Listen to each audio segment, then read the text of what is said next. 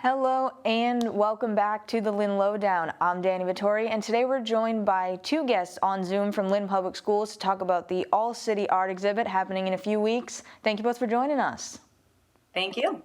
Thank you for having us. We're thrilled. Of course. And would you mind just briefly introducing yourselves for us and saying your title and your association with the event? Sure, Danny, thank you. I'm Dr. Patty Klibansky. I am the Director of Art, Theater, and Dance under the Curriculum Department in the Lynn Public Schools. I help oversee and supervise and direct all pre-K through 12 grades staff in the Lynn Public Schools. Great. And I'm Katelyn Bradly. I'm an early childhood art educator. So just, can you give a brief overview of this event, like when it's happening, what's happening? Absolutely. I'm happy to start. This is our All-City Art exhibit representing our students' finest work in all 27 schools of the Lynn Public Schools. The grade span is for pre-K through 12, so we have all our top artists exhibiting, and our opening night is March 20th from 4 p.m. to 6 p.m. We also have visiting hours the next few days after that, and the visiting hours, it's all open to the public and free. At the LynnArts galleries on 25 Exchange Street. And the visiting hours are March 21st and 22nd from 12 to 3 p.m. and Saturday, March 23rd from 10 to 2 p.m. And we will have some teachers and myself representing there and welcoming guests. Of course, we encourage everybody to come on opening night and to get there a little bit early for parking, but the event is open for all. Great. And I noticed on the notes you sent that it's your 20-year anniversary of doing this. So is there anything special or specific you're doing for that? Sure. So we started this back in 2002, early on with an Arts Can Teach grant, and we had visiting artists and encouraging our students to exhibit their work like professional artists, and that's where our partnership with LynnArts started. So we have been keeping to this tradition every year annually ever since. With the exception of a shutdown, during the pandemic for 2 years, where we exhibited virtually at that time. But basically, for the 20th anniversary, what we want to do is invite a special guest poet and artist, Sarah Ting. And we've been working on a special project with her called the Sun Poem Project, based on her famous poem, The Sun Poem. And so that unveiling of that work is also going to be happening on opening night. So we're hoping a lot of people from the Lynn community are going to come to check it out and see this inspiring work. Oh yeah, some exciting stuff happening. I'm really curious to see it too. Mm-hmm. And I'll ask, how are students selected for this exhibit? What's that process like? I'm going to have Katelyn Bradly actually speak to this as the teacher. So every school has, the master teacher that's looking at all the student works. We're selecting the top students in each school. We're hoping to make sure that students across all grade levels are represented. So from the beginning of the year, we know the show is gonna go on in March. So we take our time to sort of look at the lessons that we're teaching and select works from all the kids that are really representing the top work that we have in our schools. Yeah, can I just add something? So the top artists in the schools are represented not because only they're top artists, but we want them to get a feel for what it's like to be a professional artist, because potentially they might be going into the arts long-term or, for their careers someday or, long-term hobbies. So we want to encourage our students to go through the process of presenting their art that's standards-based with our curriculum. And so it's exciting that they get to do that. There's something else I wanted to share about that. The teachers do curate, and so they select the works, as Katelyn mentioned, and they do a fine job of that, of being inclusive and selecting people of all abilities, of all backgrounds. We try to look at different demographics and making sure we're celebrating, a lot of different things and a lot in our students through their art. But it is their show. So students sometimes at the higher levels, like in the college level classes at the high schools, for example, sometimes students will select their own work from their portfolios that they want to show to the public, where they're able to pick from more works. they're able to do that. So that professional experience of like having students at the higher levels, kind of go through and show like what they want to communicate to the larger community is an important lesson in itself, and part of the teaching and selection process along with the teacher. Mm-hmm. Yeah, it is. It's definitely a great experience for the students. Yeah. And you touched on it a little bit, but both of you, what do you think are other benefits to giving students this really professional experience as, young members of society?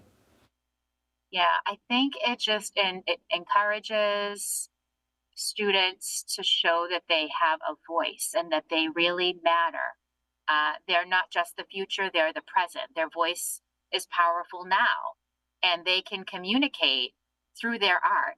And giving students access and materials and opportunities and venues and different ways to communicate their voice is so important.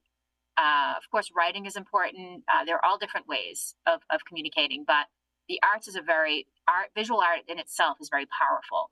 So we teach this in our daily lessons and throughout the district and our trainings with staff, that we want students to really, we encourage them to express themselves about different topics, whether it be social justice, current events, Black History Month, celebrating their own identities or problems they're having. There are a lot of reasons why people make art. And part of that also includes wanting to share that with people around you, inspiring others around you, or just connecting with those in your community around you, and having an audience and having people see what it is that you're communicating. I think too, for my younger students, it gives them such a confidence boost to see their work with some of the older students' work and see, what they could aspire to being, later on in their art career. And your young artists, Katelyn, are so expressive. Their work is fabulous. I can't wait to see it next to, we have pre-K and grade K and grade 1. It actually exhibited right next to a senior's work. Mm-hmm. It's exciting to see the growth and how they go from, where they are 4 years old to where they are at 18 or 19 years old. Sure. It's actually, the growth is amazing to see side by side. Yeah, definitely. And you mentioned, Katelyn, you work with younger kids. So what range do you teach? I have done pre-K all the way up to 5th. Right now I'm working with mostly pre-K kiddos, which is amazing. We do a lot of process art. So it's funny because, what ends up in our art shows is technically product, but the work that we do to get there is what I think is really important to kids in the age group that I work with. Mm-hmm. Really giving them a chance to express themselves. Mm-hmm. And is there a specific medium, or is it a wide range? Do the students get to choose how to best show their art? Katelyn, you want to answer that? It's a wide range. You'll see a lot of mediums. There's 2D and 3D work, which is really exciting because I think a lot of times 3D work isn't always represented in shows like this, and I think it's amazing that the kids get to experience showcasing both of those. So you'll see it's a wide variety of mediums. We've had in the past found objects in our shows, things like recycled materials, traditional materials like acrylic paints and watercolor paints and clay, and then we've had plastic bottles and things like that as well, and topics about conserving the land and things like that. But you'll see all different things. We've even had glass. We've done glass fusion with the secondary teachers, so we've had some glass projects featured from certain schools, since we have some glass kilns in the secondaries. So there's a pretty wide range. I'm excited now. I'm getting excited to see this and what they come up with, because it can be so creative and so fascinating to see how they express themselves through the art. And I know I have to wrap up in a moment, but is there anything else that I didn't cover that either of you wanted to mention about the show? We would just love to see everybody from the community stop by. And again, if you cannot make it to opening night, we'll be there for visiting hours on the 21st, 22nd, and 23rd. We have our art exhibit invitation on the Lynn Schools website. and through Lynn Community Television has their link promoting the show as well. So we hope to see everybody. Great. Anything else you want to add, Katelyn, or are we? No, we're excited. All the teachers are really excited. I know Dr. Klibansky is really excited. All of our kids are super excited. So we're hoping it's a really good turnout. There is one thing I forgot. Oh, it's National Youth Art Month in March, and that is one of the main reasons we like to feature and have this exhibit in March now, is that it celebrates art during a time where nationally it is recognized. Love that, the connection to a bigger thing. And I said, you got me really excited to see the kind of art that these kids are going to come up with. So if you're interested in, go on by and see it. And I want to thank both of you again for coming on to talk about it. Thank you, Danny. Thank you, Danny. We hope to see you there too. Oh, yes, of course.